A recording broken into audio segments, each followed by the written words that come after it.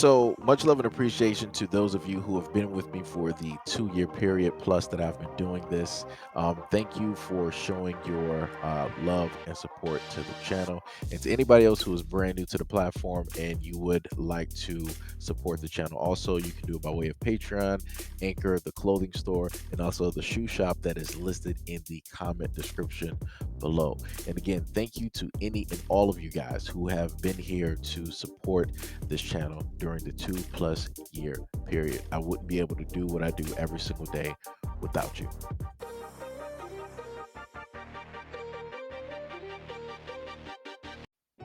So let's go over what this image states. It states that a widely viewed image of Antarctica from space is a computer-generated illustration by NASA, fact-checkers, and routiners, and the Associated Press report.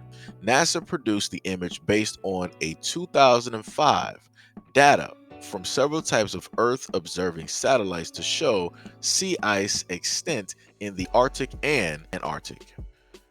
Pay attention to what they're, in a sense, telling you without telling you.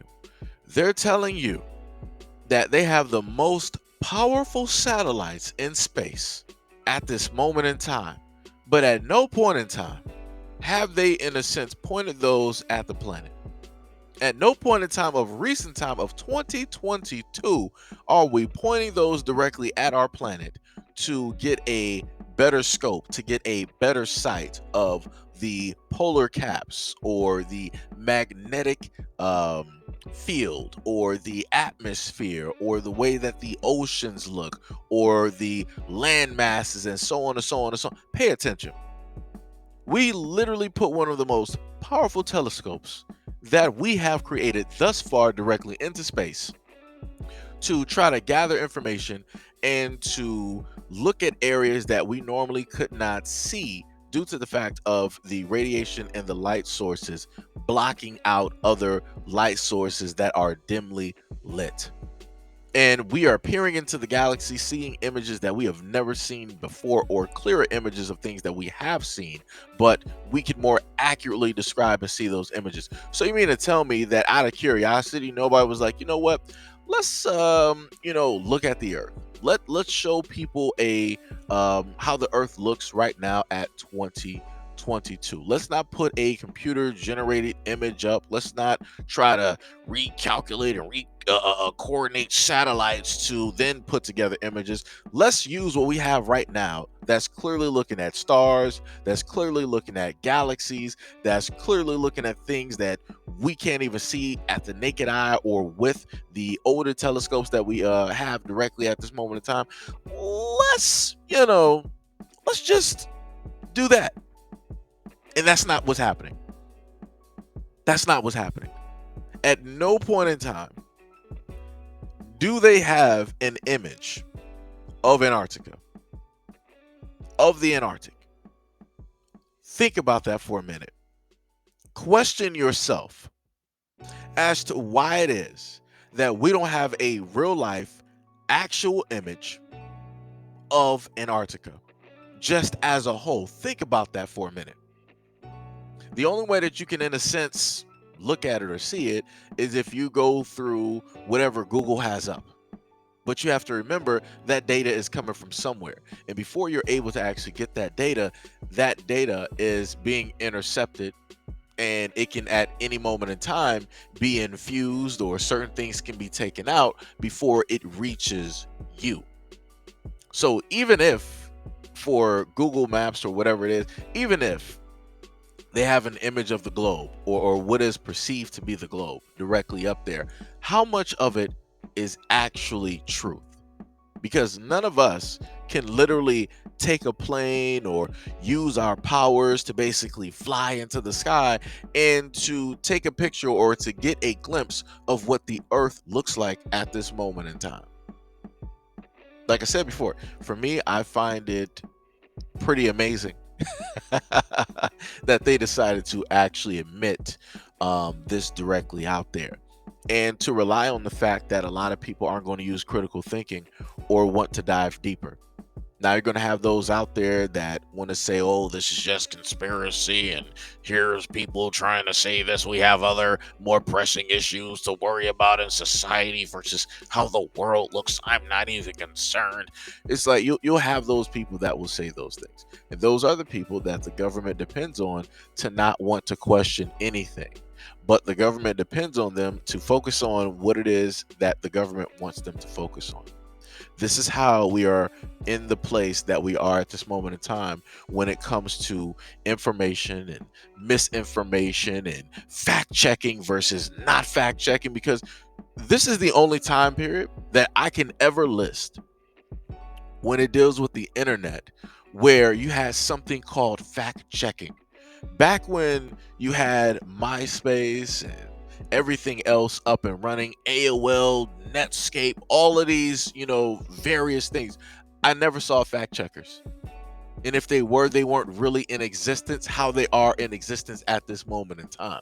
These are the individuals or the entities that can literally change people's view. It's like, oh, well, the fact checker said that this story, such and such and such and such, isn't true. So this is the information that is such and such true. See how that works? You have another group of individuals that are literally in control of saying what's true and what's not true.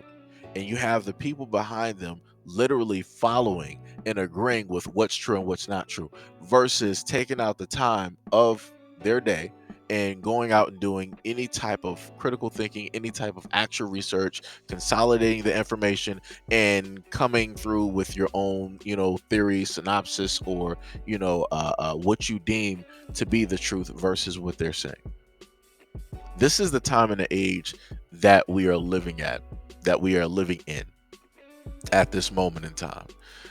As I've stated to you guys before, I posted a video a long time ago of General Byrd and some of the things that he has stated. Very distinguished guest for this evening is Admiral Richard E. Byrd. The North Pole used to be a no man's land, but these are the days when, by buying a ticket on a commercial airliner, you can fly across the North Pole and drink a cocktail at the same time. You know, only 70 or more years ago, about 35 years ago, our guest tonight found out whether there was any land north of the North American continent. He made that first discovery flight, and I must say that Admiral Byrd, our guest tonight, is not only our greatest living explorer, but he's been an inspiration to countless Americans. Admiral Byrd, you've been to both the North Pole and the South Pole. Is there any unexplored land left on this earth that might appeal to adventurous young Americans? But militarily. But strangely enough, there's left in the world today an area as big as the United States that's never been seen by a human being. And that's beyond the pole on the other side of the South Pole from Middle America.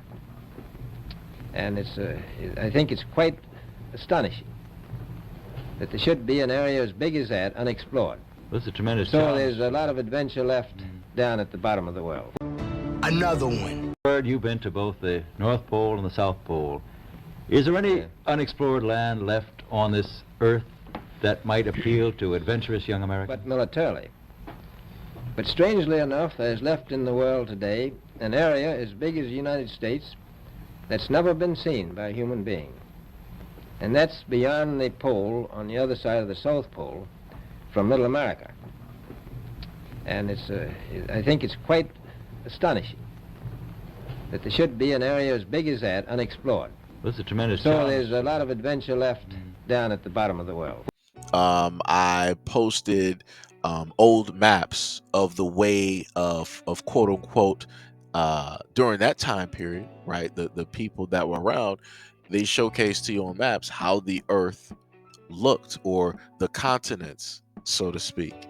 And when you look at a lot of those old maps and then you look at the maps that we have now, something seems off.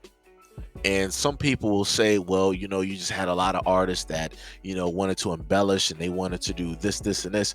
But from everything that I can gather, the people of old were actually smarter and more intelligent than what we are at this moment in time. In some instances, their technology rivaled if not completely overshot anything that we have at this moment in time, including the understanding of the universe and even our own solar system. So I'm not going to be automatically on the same boat or in the same pocket as people that want to consider those people lacking knowledge when all of the knowledge, or a lot of the knowledge that we have, comes from the past, right? The understanding of the solar system, the earth, and everything like that. So, if we are to understand the fact that the people of old were intelligent, they were technologically advanced, they were able to do things that we can't even do or fathom at this moment in time, then that would mean that the maps that they depicted, that they drew out from the explorations that they did, were factual, or there's a lot of fact to it. And if that is the case, then why is a lot of that missing from the map of the planet that we have right now? Like I said, I'm just listening to questions. This is just me just talking.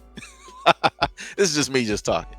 Nobody has to, look at what I'm saying as facts. Everybody is free to go online and do their own research, watch other videos, gain understandings, and different things of that nature. But like I said, hopefully people are actually questioning the information that they are receiving versus just accepting it as 100% fact.